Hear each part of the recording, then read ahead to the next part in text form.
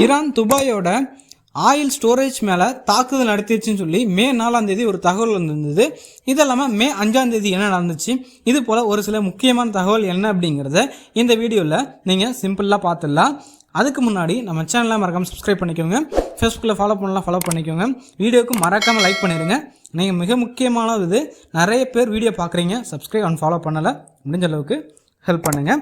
இப்போது முதல்ல Iran Dubai மேலே தாக்குதல் நடத்திச்சான்னு கேட்டால் அது உண்மைதான். அவங்களுடைய IRGC தாக்குதல் நடத்திட்டாங்களாம், ஈரானுடைய கவர்மெண்ட்டுக்கே சொல்லாமல். அப்படிங்கிற போல் ஈரானோட அதிபர் சொல்லியிருந்தார் அப்படிங்கிறத நம்ம இந்த இடத்துல முதல்ல தெளிவாக தெரிஞ்சுக்கலாம்.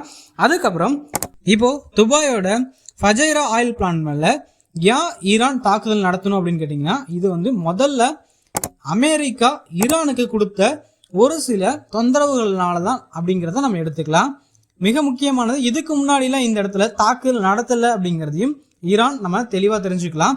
இப்போது அமெரிக்கா என்ன தொந்தரவு தான் அப்படி தந்தாங்கன்னு கேட்டிங்கன்னா, நீங்கள் இப்போ இந்த தகவல் அப்படிங்கிறத ஒரு சில பேர் கேள்விப்பட்டிருக்கலாம், நிறைய பேர் கேள்விப்படாமலையும் இருக்கலாம். இந்த இடத்துல பார்த்தீங்கன்னா தெரியும், ஸ்ட்ரைட் ஆஃப் ஹார்முஸ் பகுதி இருக்கா, இந்த இடத்துல ஈரானுடைய துறைமுகத்திலேருந்து கப்பல்கள் ஆயில் ஏற்றிக்கிட்டு போகும். அதாவது மற்ற நாடுகளுடைய கப்பல்களாக இருந்தாலும் சரி, ஈரானுடைய கப்பல்களாக இருந்தாலும் சரி, ஈரானுடைய தொடர்புடைய கப்பல்களாக இருந்தாலும் சரி, இப்போ இந்த கப்பல்கள்லாம் போகவும் கூடாது, வரவும் கூடாது அப்படின்னு சொல்லி அமெரிக்கா என்ன சொல்கிறாங்கன்னா கடல் முற்றுகையிட்டு இருந்தாங்க.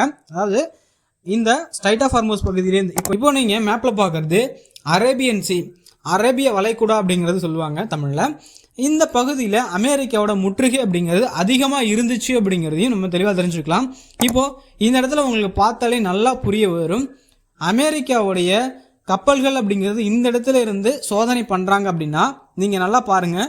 ஸ்ட்ரைட் ஆஃப் ஹார்முஸ் பகுதியை தாண்டி ஈரானுடைய கப்பல்களாக இருக்கட்டும், இல்லை ஈரானுக்கு தொடர்புடைய கப்பல்களாக இருக்கட்டும், ஈரானுடைய துறைமுகத்திலேருந்து வரக்கூடிய கப்பல்களாக இருக்கட்டும், இந்த பகுதிகளை தாண்டி தான் அவங்க விற்பனைக்கு போகணும். அப்படி அந்த பகுதியில் தடை அப்படிங்கிறது ஈரானுக்கு ஏற்படுத்தும் போது ஈரானுக்கு பெரிய அளவில் லாஸ் ஆகுது. கிட்டத்தட்ட $300 மில்லியன் $500 மில்லியன் வரைக்கும் லாஸ் ஆகுது ஒரு நாளைக்கு அப்படிங்கிறத நம்ம சொல்லியிருந்தோம். இது இப்படியே போயிட்டு இருந்தால் சரி வராது, நம்ம ஏதாவது மாற்று வழி கண்டுபிடிக்கணும். அப்படிங்கிற போல் ஈரான் என்ன பண்ணாங்கன்னா, அவங்களுடைய கப்பலில் அவங்களுடைய கொடிகள் இல்லாமல் மற்ற நாடுகள், பொதுவாக ஈராக்குடைய கொடிகளாக இருக்கட்டும், இல்லை அவங்களுடைய டாக்குமெண்ட்ஸாக இருக்கட்டும், இதெல்லாமே முற்றிலும் சேஞ்ச் பண்ணி அமெரிக்காவோட கண்களில் மண்ணை தூவுனாங்க அப்படிங்கிற போலையும் நம்ம தெரிஞ்சுக்கலாம். ஏன்னா இது மூலமா அவங்களுடைய நஷ்டத்தை பெரிதளவில் இல்லாமல் ஆனால் நஷ்டம் அப்படிங்கிறது இருந்துச்சு. இது போல் அவங்களுடைய ஆயில் விற்பனைகளை பண்ணிக்கிட்டு இருந்தாங்க. பரவாயில்லையே, மாற்று வழிகள் ஏற்படுத்தி ஆயில் விற்கிறாங்க, அப்புறம் என்ன இவங்களுக்கு பிரச்சனை அப்படின்னு கேட்டிங்கன்னா, என்னுடைய ஆயிலை என்னுடைய நாட்டிலேருந்து நான் விற்க போகிறேன், நீ ஏன் தொந்தரவு பண்ணுற அப்படிங்கிற போல் அமெரிக்காவை டைரெக்டாக எதுவும் பண்ண முடியாததுனால துபாயோட இந்த ஆயில் போர்ட் மேலே தாக்கல் நடத்திருக்காங்க. இப்போது இந்த இடத்துல ஆயில் பிளான்ட் தானே சொன்னேன் அப்படிங்கிற போல் நீங்கள் கேட்கலாம். ஒன்றும் இல்லை, இங்கே பைப்லைன் மூலமா ஆயில் வரும், அதை சேமித்து வச்சு பக்கத்துலேயே பார்த்தீங்கன்னா தெரியும் கடலோர பகுதி தான். இந்த ஃபஜேரா துறைமுகத்திலிருந்து துபாய் மற்ற நாடுகளுக்கு ஆயில் விற்பாங்க.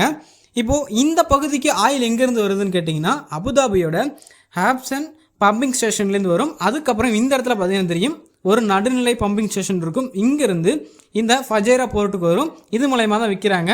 இப்போ இந்த பைப்லைனோட மேப்பை பாருங்கள், அபுதாபியிலேருந்து இந்த ஃபஜேரா போர்ட்டுக்கு ஆயில் பைப்லைன் மூலயமா வரதுனால மேலே பார்த்தீங்கன்னா ஸ்ட்ரைட் ஆஃப் ஹார்முஸ் பகுதி இருக்கும், ஏரோ போட்டிருக்கேன் பாருங்கள். அங்கே எந்த கப்பல்களும் போகணும் அப்படிங்கிறது அவசியமே கிடையாது. இதனால தான் துபாய் அவங்களுடைய ஆயிலை யாருக்கு வேணால் எப்படி வேணால் விற்கலாம் அப்படிங்கிறத நம்ம புரிஞ்சுக்கலாம்.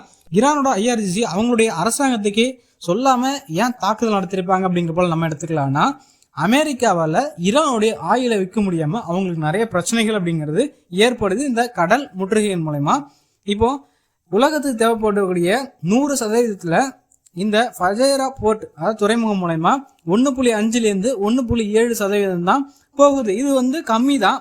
ஆனாலும் திடீர்னு இந்த பகுதியிலேருந்து ஆயில் போக முடியலன்னா இந்த உடனே பிரச்சனைகள் அப்படிங்கிறது மார்க்கெட்டில் ஏற்படும். ஒரு சில வாரங்களுக்கு ஆயிலோட விலை அப்படிங்கிறது ஏறதுக்கான வாய்ப்பு இருக்குது. இது போல் ஒரு சில பிரச்சனைகளை இழுத்து விடுறதுக்கு தான் ஈரானோட IRGC இந்த பகுதியில் தாக்குதல் நடத்திருக்காங்க அப்படிங்கிறதையும் நம்ம தெளிவாக தெரிஞ்சுக்கலாம். இந்த தாக்குதலில் அங்கே வேலை பார்த்த 3 இந்தியர்கள் படுகாயம் அடைஞ்சிருக்காங்க. இதற்கு பிரதமர் மோடி கூட மிகப்பெரிய கண்டனம் தெரிவிச்சிருந்தாங்க அப்படிங்கிறதையும் நம்ம தெரிஞ்சுக்கலாம். அந்த 3 நபர்களில் ஒரு பெண்மணி 30 வயது கொண்டவங்க சீரியஸாக இருக்காங்க அப்படிங்கிற போலையும் தகவல் கிடைச்சிருக்கு. இந்த 3 பேருமே சிறந்த உடல் நலத்தோட திரும்ப வரணும் அப்படிங்கிறதையும் நம்ம கடவுள்கிட்ட வேண்டிக்கலாம். ஆயில் பிளான்ல ஒரு சில குறிப்பிட்ட இடத்துல மட்டும்தான் தாக்குதல் நடந்திருக்கு. அது ஏன்னு கேட்டோம்னா, துபாய் இது போல தாக்குதல் நடக்கும் அப்படிங்கிறத முன்னாடியே தெரிஞ்சுக்கிட்டு அவங்களுடைய வான் பாதுகாப்பை ஆக்டிவேட் பண்ணி வச்சுருந்தாங்க. அதனால் நிறைய ஏவுகணையை அவங்க தடுத்துட்டாங்க. ஒரு சில ஏவுகணைகள் விழுந்ததில் தான் இது போல் சேதம் ஏற்பட்டிருக்கு அப்படிங்கிறதையும் அவங்க சொல்லியிருந்தாங்க. இதே போல் மே 5ஆம் தேதி திரும்பவும் ஈரான் சைட்லேருந்து தாக்குதல் இருந்தது. இது ஈரானோட அரசாங்கம் மூலயமா தான் வந்ததா? இது போல் ஒரு சில மிக முக்கியமான தகவல்கள்லாம் இன்றைய பதிவில் பார்க்கலாம். அடுத்து மே 6ஆம் தேதி இன்று என்ன நடந்துச்சு அப்படிங்கிற ஒரு சில முக்கியமான தகவல்லாம் உங்களுக்கு இன்று இரவோ அப்படி இல்லைன்னா நாளை காலையிலேயோ உங்களுக்கு வீடியோ பதிவிடப்படும். நீங்கள் பார்த்து தெரிஞ்சுக்கலாம்.